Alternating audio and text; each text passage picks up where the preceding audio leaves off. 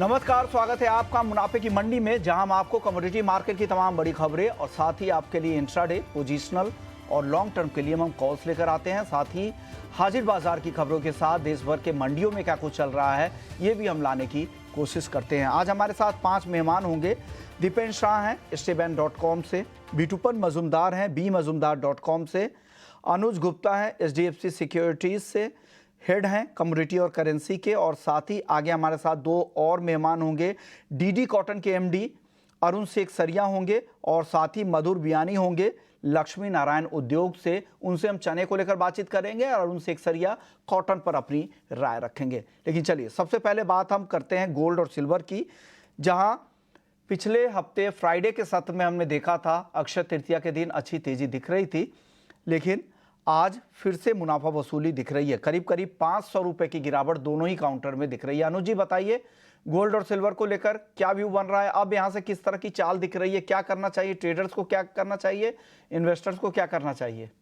Vishnu ji, good morning. देखिए, last week हमने एक अच्छा खासा परफॉर्मेंस देखा था, गोल्ड और सिल्वर में एक अच्छी खासी रिकवरी देखी थी। तो ट्रेंड अभी हम देखें तो, क्योंकि $2300 को मार्केट ने अच्छी तरीके से ब्रीच किया है, उसके ऊपर सस्टेन भी कर रहा है, तो मुझे लगता है कि अभी जो ट्रेंड है वो पॉजिटिव ही है। हालांकि करंट रेट पे थोड़ा सा मुझे लगता है कि प्राइस स्टेबल हो सकता है, बट हाँ, बाय ऑन डिप्स की स्ट्रेटेजी मुझे लगता है कि वीकली पर्सपेक्टिव से रह सकती है। तो यहाँ पर मैं वीकली पर्सपेक्टिव से कॉल देना चाहूंगा। गोल्ड में करीबन अगर किसी को ट्रेड लेना है तो 72,300 के आसपास खरीदारी का ट्रेड बना सकते हैं। 71,580 का स्टॉप लॉस लगाएं, टारगेट ऊपर में 73,300 तक देखने को मिल सकता है। और सिल्वर में अगर नीचे डिप मिलता है करीबन 83,400 के आसपास तक, तो खरीदारी का ट्रेड ले सकते हैं। 82,480 का स्टॉप लॉस लगाएं, टारगेट 85,750 तक देखा जा सकता है। हमारा मानना है कि जिस तरीके से यूएस के डेटा आ रहे हैं, वो कहीं ना कहीं एक सपोर्टिव फैक्टर है। लास्ट वीक हमने डेटा देखा था अनएम्प्लॉयमेंट का, जो कि काफी सपोर्टिव था। और डॉलर इंडेक्स भी देखें तो 105 के आसपास ट्रेड कर रहा है। हमें लगता है कि अभी सेंटीमेंट थोड़ा सा नेगेटिव यहाँ पे होता हुआ दिख रहा है, जिससे गोल्ड सिल्वर को सपोर्ट मिल सकता है। तो बायो डिप्स की स्ट्रेटेजी गोल्ड सिल्वर में वीकली पर्सपेक्टिव से रहेगी। वीकली पर्सपेक्टिव से ये ध्यान रखिएगा, वीकली पर्सपेक्टिव से ये कॉल है 73,300 के टारगेट के लिए खरीदारी की सलाह गोल्ड पर, और चांदी 85,750 रुपए के टारगेट के लिए खरीदारी की सलाह। स्टॉप लॉस भी आपको स्क्रीन पे दिख रहे हैं, ये नोट कर लीजिएगा गोल्ड और सिल्वर में। बिटवन आप बताइए, इंट्राडे के लिए बताइए वीकली पर्सपेक्टिव से। अनुज जी की राय आ चुकी है, आज क्या करना चाहिए? करंट लेवल के आसपास क्या करें गोल्ड में और सिल्वर में, दोनों में बताइए। देखिए, पहली बात तो है जो पुल बैक एक्सपेक्टेड था। लास्ट वीक भी हम लोगों ने बताया था कि जो एक पहला लेग करेक्शन आया था 74 से जो गिरा था 70,000 के आसपास, वहां से एक पुल बैक रैली एक्सपेक्टेड था, और जो पुल बैक आता है वो काफी स्ट्रांग आता है। तो अगर हम लोग कॉमेक्स में या स्पॉट गोल्ड में भी देखते हैं तो मार्केट 61.8% पुल बैक दिया है। तो यहाँ पे थोड़ा कॉन्सर्न रह के डिफेंसिव रहना मेरे हिसाब से सेफ रहेगा। और जनरली क्या होता है, एक लेग करेक्टिव रैली में जब पुल बैक आता है उसके बाद वो डिपेंड करता है कि वो पुल बैक हाई ब्रेक करके मार्केट जा पाएगा कि नहीं। तो फिलहाल ऐसा लग रहा है कि जिस तरह से फॉर्मेशन है और जिस तरह से रिजेक्शन है, मुझे लग रहा है मार्केट यहाँ पे कंसोलिडेट करके थोड़ा थोड़ा करेक्ट और डिक्लाइन हो सकता है।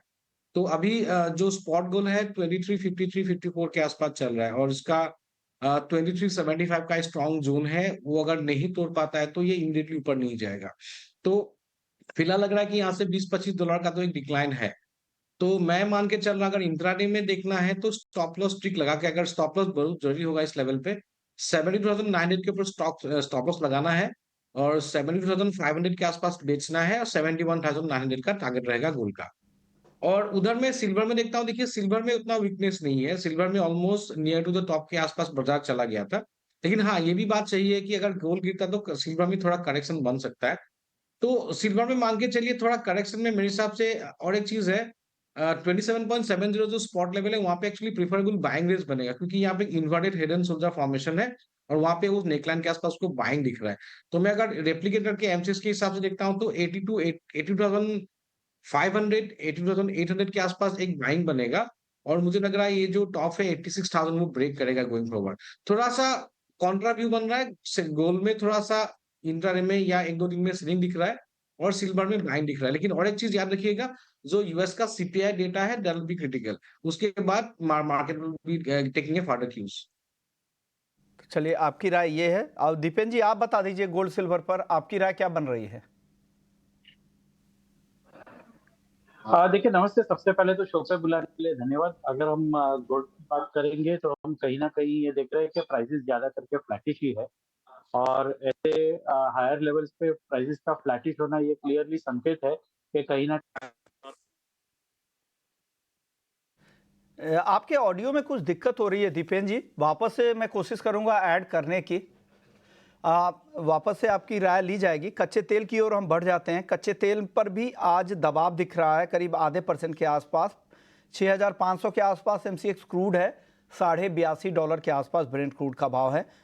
खबरें ये हैं कि फेड अधिकारियों ने जिस तरह से बयान दिए हैं कि लंबे समय तक ब्याज दरें यूएस में ऊपर की तरफ रह सकती है, उससे लग रहा है ग्रोथ के साथ साथ डिमांड को भी हिट देखने को मिलेगा। उसका असर यहाँ पर क्रूड पर है। साथ ही जिस तरह से यूएस की इकॉनमी को लेकर मोमेंटम था और जो डेटा आए हैं कंज्यूमर कॉन्फिडेंस के वो कमज़ोर हैं, तो एक मोमेंटम पर सवाल उठे हैं। और साथ ही गैसोलीन और डिस्टिलेट जो स्टॉक्स होते हैं यूएस के, वो स्टॉक्स बढ़े हैं, वो भी ड्राइविंग सीजन से पहले। तो इससे अब चिंता ये है कि क्या वाकई डिमांड कमज़ोर है। अब एक और अहम ट्रिगर है कच्चे तेल को लेकर, वो है ओपेक की बैठक जो होगी जून के पहले हफ्ते में। अब कहा यह जा रहा है कि सेकेंड हाफ में भी वो अपनी कटौती को आगे ले जा सकते हैं, एक्सटेंड कर सकते हैं। अनुज जी बताइए, इन खबरों के बीच क्या लग रहा है, किस तरह की चाल क्रूड की आगे दिख रही है? आज अगर किसी को ट्रेड करना है तो उनके लिए क्या सलाह है? देखिए, क्रूड अगर आप देखेंगे तो कहीं न कहीं मोमेंटम लेता हुआ दिखाई दिया है। हमने देखा है काफ़ी रेंज बाउंड मोमेंटम रहा है। प्राइस आप देखेंगे तो $80 से नीचे ट्रेड करते हुए दिख रहे हैं। कोई ज़्यादा बड़ा मूव हम क्रूड में नहीं देख रहे हैं। मुझे लगता है कि क्रूड के अंदर जो अभी मोमेंटम बना है, वो फिलहाल अभी एक स्टेबल रहेगा।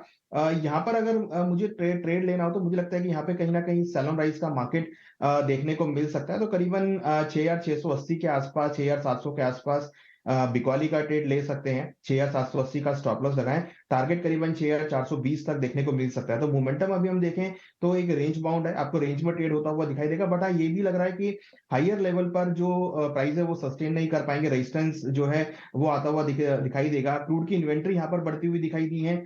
डिमांड जो है फैक्टर वो अभी बिल्कुल भी नहीं दिख रहा है। तो उसके चलते हमें लगता है कि हायर लेवल पर आपको बिकवाली देखने को मिल सकती है। तो क्रूड में मुझे लगता है कि सेल ऑन राइज की स्ट्रेटेजी बना के चल सकते हैं।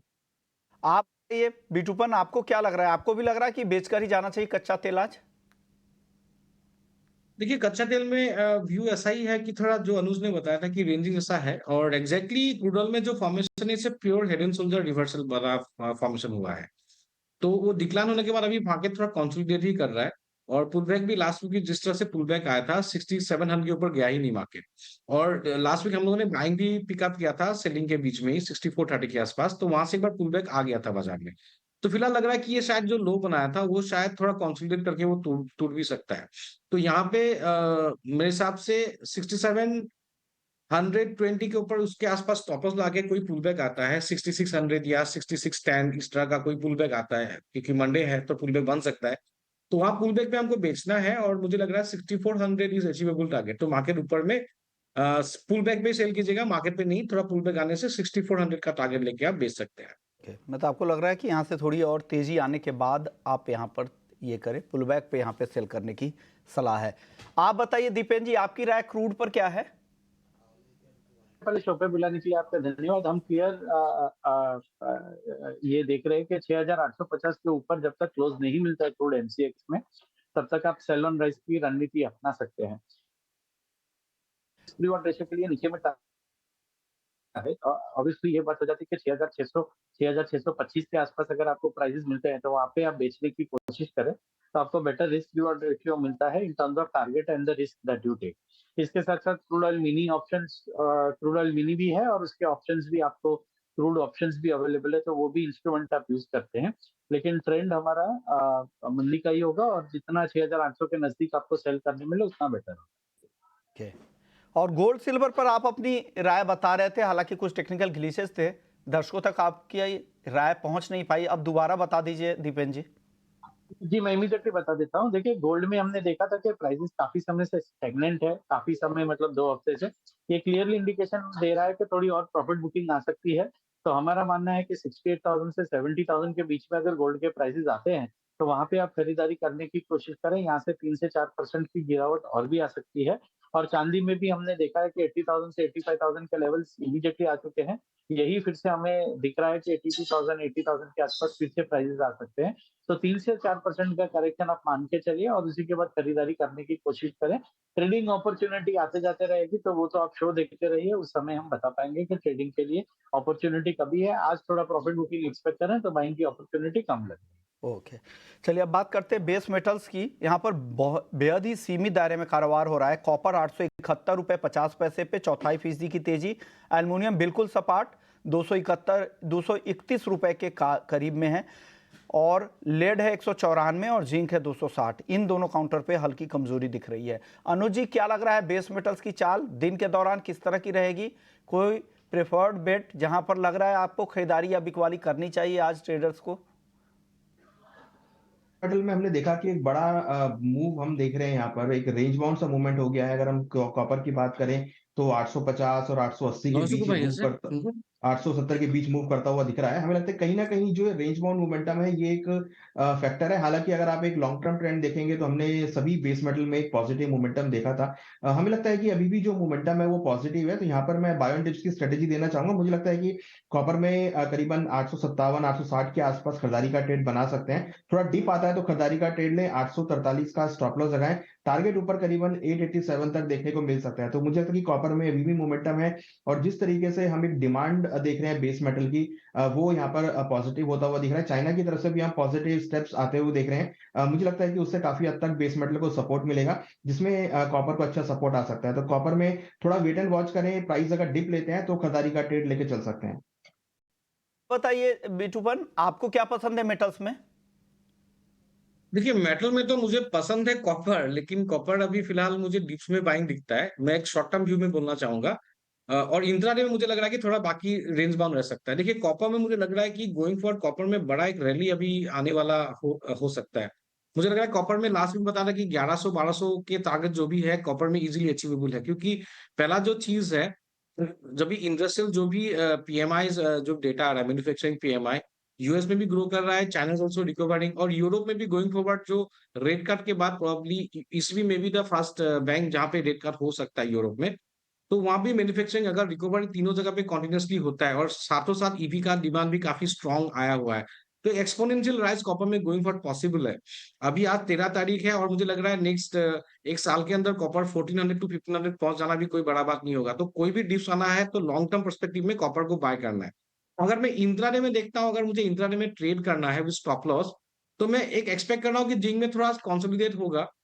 जिंक का जो भी प्राइजेस है अभी 261 के आसपास है। 263 के आसपास स्टॉप लॉस लाके बेच सकते हैं इंट्राडे के लिए with a target of around 259 to 258। लेकिन हाँ, कोई भी एग्रेसिव नहीं लीजिए, क्योंकि ओवरऑल जो ट्रेंड है कॉपर एंड जिंक या एल्यूमिनियम लेड कोई भी कमोडिटी इंडस्ट्रियल कमोडिटी में देखिए तो ओवरऑल ट्रेंड शॉर्ट टर्म में काफी बुलिश होने वाला है। ओके, तो ये सलाह आपकी तरफ से है और जिंक आप आज बेचने की सलाह यहाँ पर दे रहे हैं 258 के टारगेट के लिए। आप बता दीजिए दीपेन जी, आपकी पिक क्या है, टॉप ट्रेड क्या है मेटल्स में?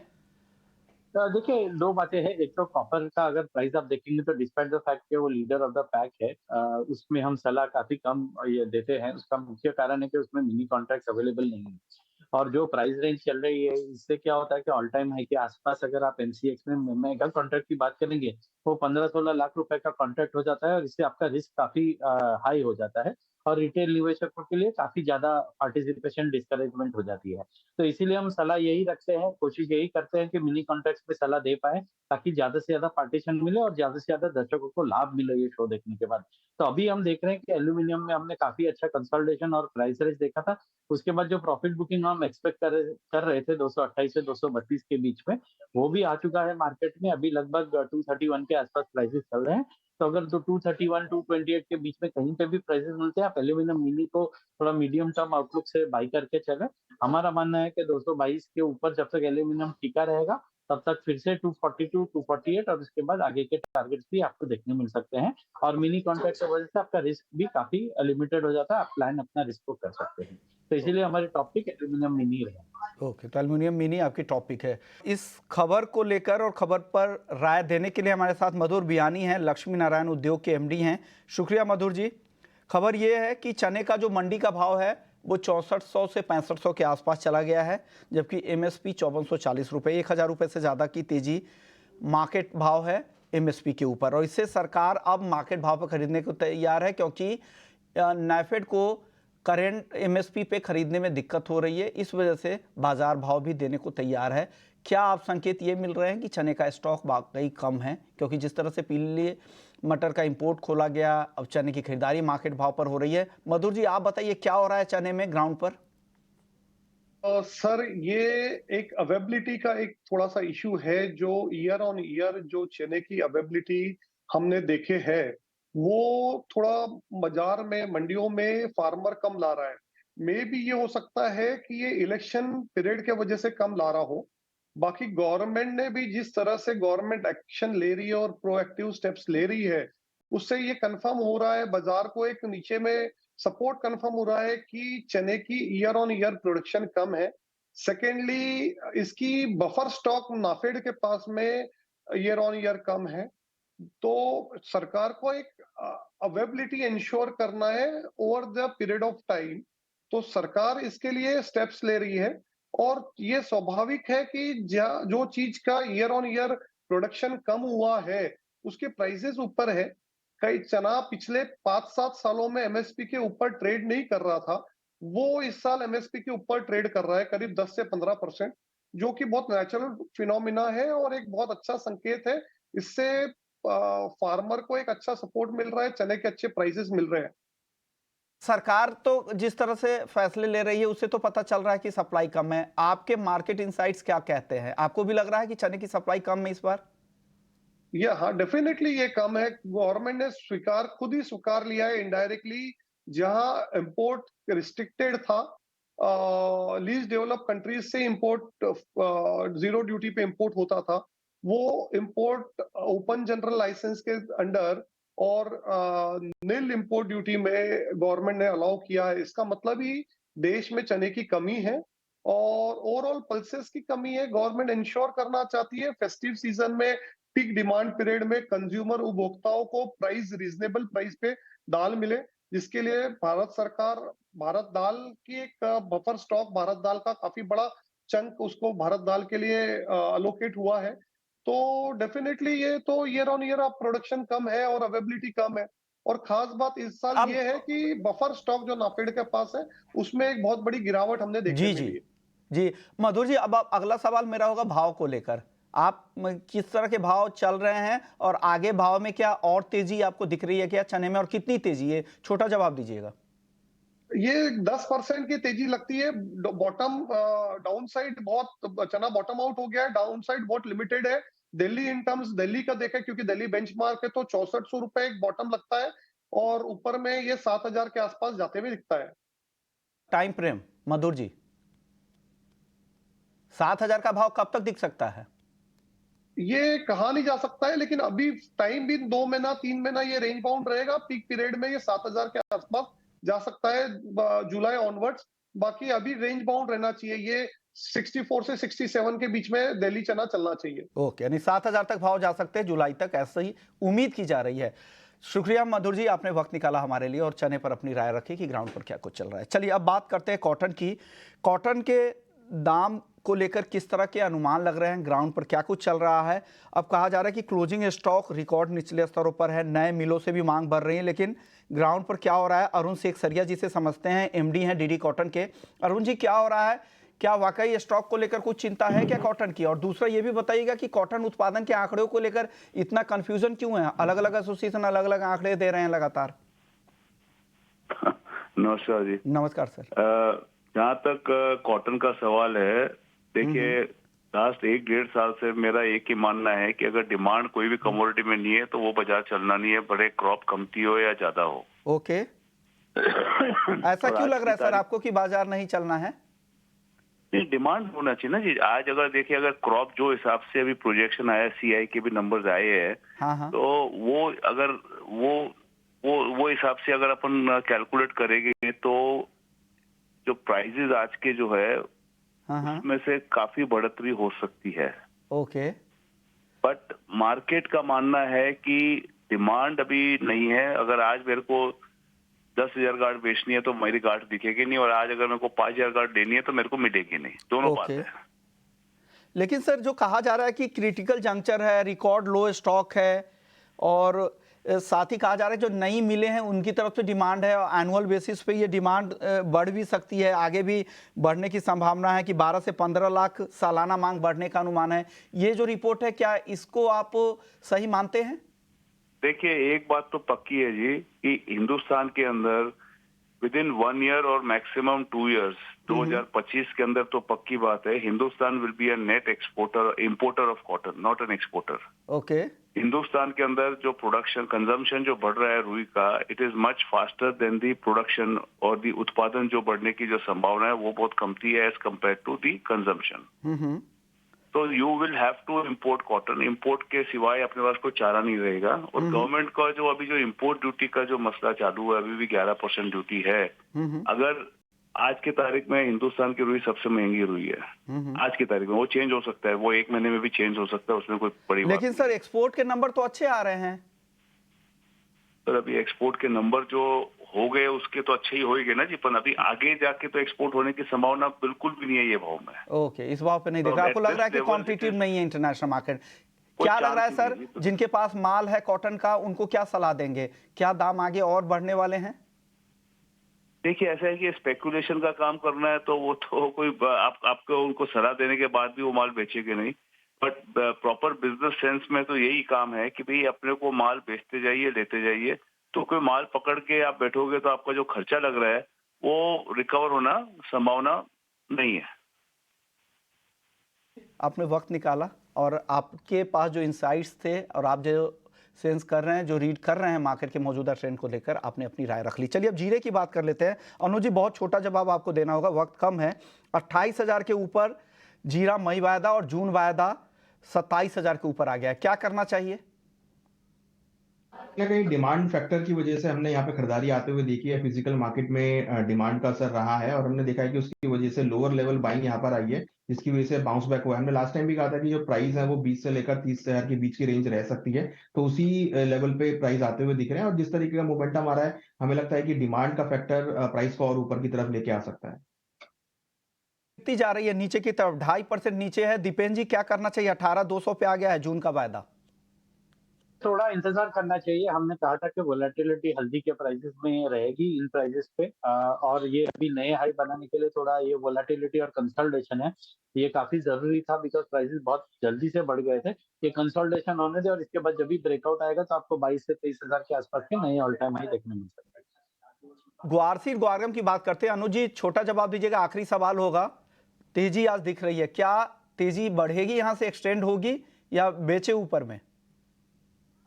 तेजी डेफिनेटली एक्सटेंड हो सकती है क्योंकि कहीं ना कहीं हम देखें तो जो डिमांड है वो यहाँ पर आती हुई दिखाई दी है निचले स्तरों पर। हालांकि प्राइस अभी भी रेंज में है, बट हाँ मुझे लगता है कि ऊपर में एक छोटा सा रेजिस्टेंस है, ग्वार में करीबन 5,700 का और गम में करीबन 11,200 का। अगर वो लेवल ब्रेक होते हैं तो फिर आपको ऊपर की तरफ भाव जाते हुए दिखाई दे सकते हैं। फिजिकल मार्केट में जो डिमांड है वो लो निचले स्तरों पर आती हुई दिखाई दी, जिसका असर हम प्राइसेस पे देख रहे हैं।